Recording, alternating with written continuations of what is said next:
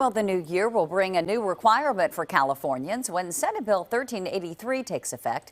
It mandates that we toss our food waste into separate bins in an effort to reduce methane emissions.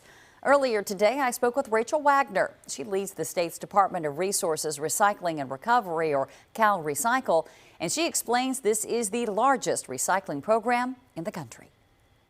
What we're doing is we're taking that organic waste that is going to landfills right now and creating climate pollution, and we're taking it out and we're actually turning it into a resource.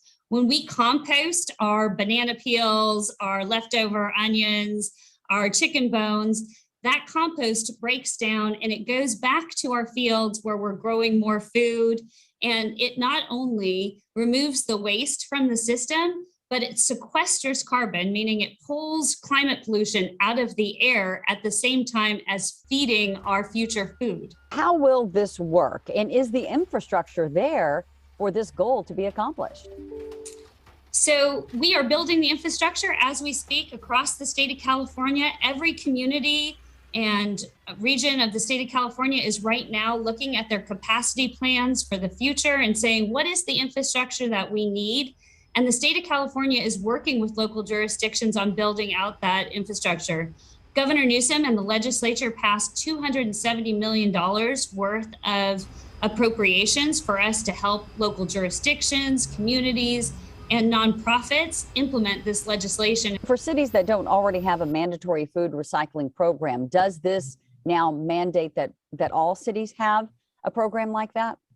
So it is a mandate for all cities, but in our regulations, there are exemptions for the smallest jurisdictions, the most rural jurisdictions, our very high altitude jurisdictions where there are concerns around bear intrusion. So we have built in some exceptions for those places where it is going to be truly difficult, at least initially, to build out this infrastructure, but eventually the entire state of California will have a built out system. How big of a difference do you think that this will make? Oh, Heather, that is such an important question. So to give you a context, the average Californian creates about 1,100 pounds of organic waste every year. And so the average household of 4 people, that's about over 4,000 pounds of organic waste every year. If we were to remove that average household's organic waste from a landfill for a year, it's the same as almost not driving a typical car for a year.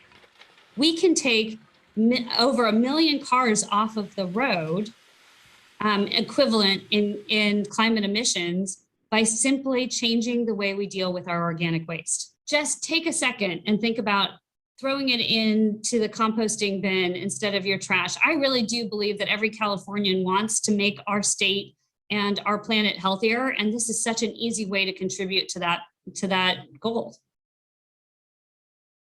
Vermont is the only other state that bans residents from throwing their food waste in the trash. And while it will be a change for people in some Bay Area cities, Wagner hopes that composting will eventually become second nature.